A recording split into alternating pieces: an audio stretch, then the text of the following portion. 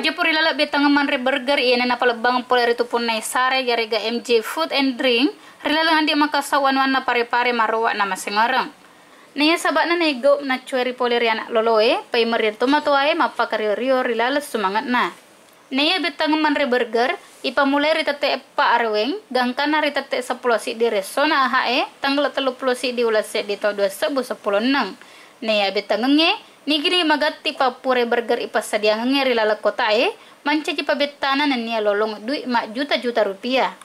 Napa ada punana MG Food and Drink alena Andri magdae nare kori lala arwasang abetang manre burger itu pedek masumang panonton nania peculena. Paimang nengka katana pugang kay paimang abetang ngeri tatoma dimonrie mati. Pelaksanaan kegiatan ini sih sudah menurut saya sudah luar biasa, melebihi dari harapan dari pihak acara, sudah melebihi. Untuk peserta pun juga sudah melebihi. Untuk kegiatan yang ke depan ini kita gunakan dia punya sistem perlombaannya dirubah. Jadi peserta anak-anak dan dewasa dipisah.